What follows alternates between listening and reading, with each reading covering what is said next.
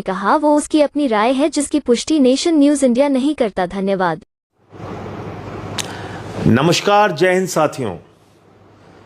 ही खीखी जबरन गले पड़ो प्रधानमंत्री नरेंद्र मोदी जी ने देश को एक तोहफा दिया है, महंगाई का तोहफा। और वो तोहफा क्या है?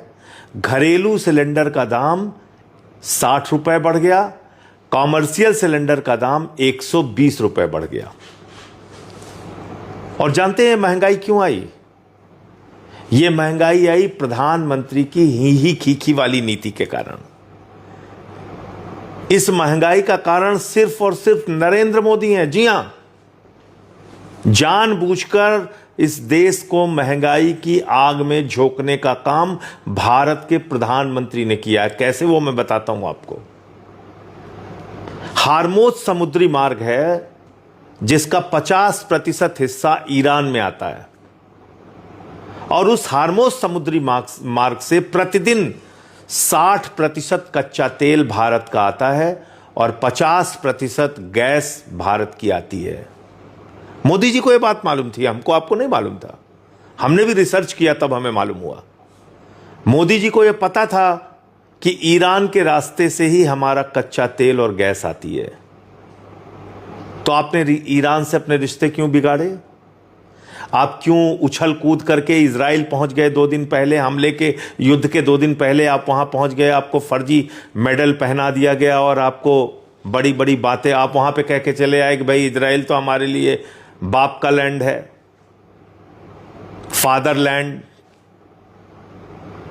वहां आप पहुंच गए और जब आप वापस आ गए हिंदुस्तान, उसके बाद वहां युद्ध हो गया। खामेनेई की हत्या कर दी इजराइल और अमेरिका ने, जो वहां के सुप्रीम लीडर थे। आप संवेदना के एक शब्द नहीं बोलते उनके लिए। 160 स्कूली बच्चियां मार दी जाती हैं, आप एक शब्द नहीं बोलते।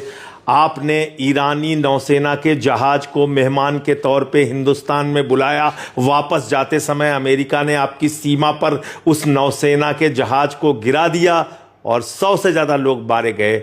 एक शब्द आपने संवेदना के नहीं बोले। ईरान आपका परंपरागत मित्र है, उसने आपको सस्ते में तेल उपलब्ध कराया है। उसने 1994 में ऑर्गेनाइजेशन ऑफ इस्लामिक कंट्रीज के खिलाफ, जब वो कश्मीर का मसला लेकर यूनाइटेड नेशंस में जा रहे थे, तो आपका साथ ईरान ने दिया था उस वक्त प्रधानमंत्री जी। और आज ध्रुव राठी का एक वीडियो आया, देखिएगा। भारत का कोई भी प्रधानमंत्री इतना नहीं झुका जितना आप झुक गए। सब मजबूती से खड़े रहे अमेरिका के खिलाफ। जब उसने हमारे ऊपर आर्थिक प्रतिबंध लगाया, आदरणीय अटल जी थे, डॉक्टर मनमोहन सिंह जी थे, इंदिरा जी थी, सब ने तमाम अमेरिका की दादागिरी को झेला, बर्दाश्त किया। अमेरिका ने परमाणु परीक्षण के वक्त हमारे ऊपर आर्थिक प्रतिबंध लगाया। उसने 71 के युद्ध में हमारा विरोध किया, 7वां बेड़ा भेज दिया। 65 में पाकिस्तान के युद्ध के वक्त हमारे ऊपर आर्थिक प्रतिबंध लगाया। अभी ट्रंप कह रहा है उसने आपके ऊपर, आपको धमका के सीज फायर कराया। आपकी इज्जत, देश की इज्जत, हमारे बहादुर सैनिकों की इज्जत को तार तार किया उसने। आसिम मुनीर, जो पाकिस्तान का सेना अध्यक्ष है, उसको बुलाया, उसके साथ लंच किया। शहबाज शरीफ पाकिस्तान के प्रधानमंत्री के साथ लंच किया और बोला आई लव पाकिस्तान। उसके बाद बोला कि भारत और पाकिस्तान दोनों महान देश हैं। भारत को पाकिस्तान के साथ खड़ा कर दिया, बराबर खड़ा कर दिया। आप कुछ नहीं बोले, एक शब्द नहीं बोले। आपको यहां तक धमकी दी कि मोदी जानता है मैं उसका कैरियर खत्म कर सकता हूं। आप कुछ नहीं बोले। अभी वहां का अधिकारी कह रहा है रूस से तेल खरीदने की हमने परमिशन दे दी है 1 महीने के लिए। आप परमिशन लेके काम कर रहे हैं मोदी जी। आपने ट्रंप को भारत का राजा मान लिया है, भारत का शासक मान लिया है।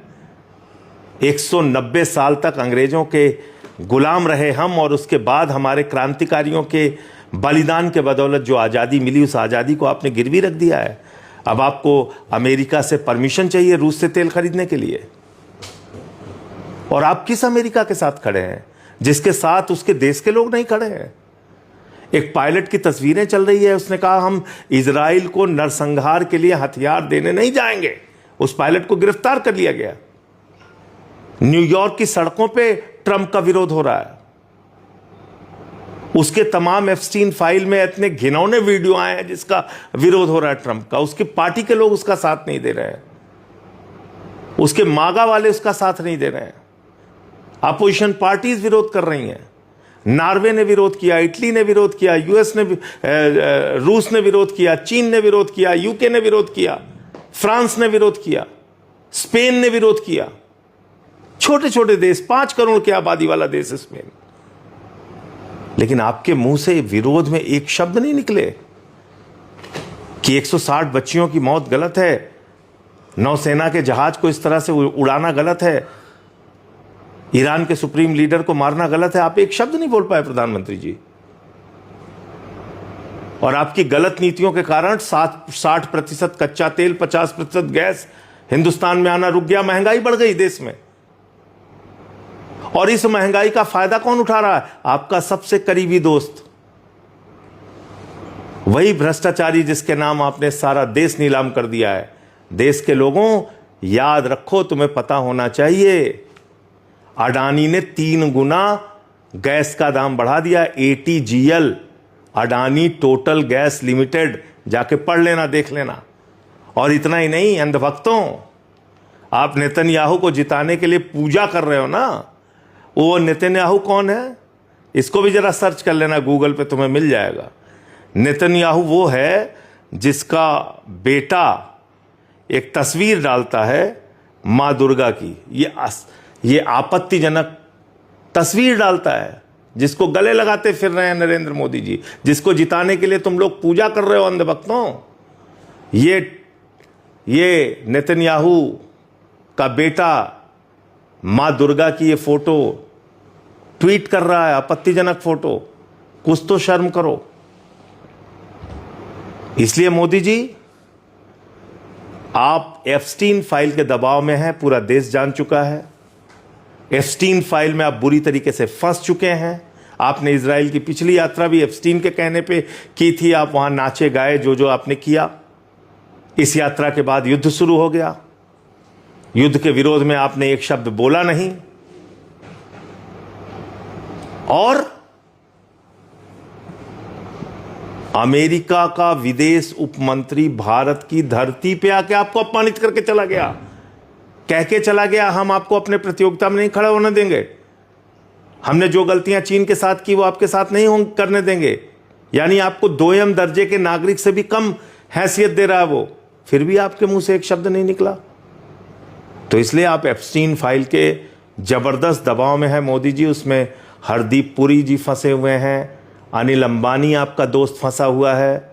उस एप्स्टीन फाइल में तमाम खुलासे हुए हैं। आपके दोस्त, जिगरी दोस्त अडानी को भ्रष्टाचार के मामले में सम्मान मिला हुआ है अमेरिका में। अब आप बोल नहीं सकते, अब आप कुछ नहीं कर सकते। इसलिए बेहतर यह है कि भारत माता के स्वाभिमान और सम्मान के लिए आप अपने पद से इस्तीफा दे दीजिए।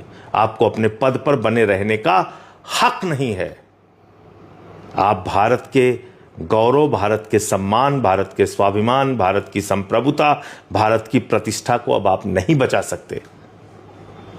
आपने सब कुछ गिरवी रख दिया अमेरिका के आगे। अपने पद से इस्तीफा दीजिए। और अब तो आपने इजराइल को फादरलैंड मान ही लिया है। उन्हीं की चमचागिरी कीजिए, अमेरिका की चमचागिरी कीजिए, देश को बख्श दीजिए। आज जिस तरह से दादागिरी करने पर अमेरिका उतारू है, सबको कुचलता जा रहा है। वेनेजुला पे कब्जा कर लिया, ईरान में घुस के वहां के सुप्रीम लीडर को मार दिया, आपको डराता धमकाता फिर रहा है।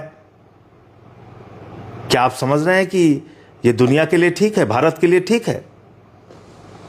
आपके लिए इजराइल फादरलैंड हो गया है, जिस इजराइल की कुल आबादी 97 लाख है और भारत की आबादी 144 करोड़ है। अमेरिका की दादागिरी देखिए, कह रहा है ईरान परमाणु हथियार बना रहा था, जिसका कोई सबूत नहीं मिला।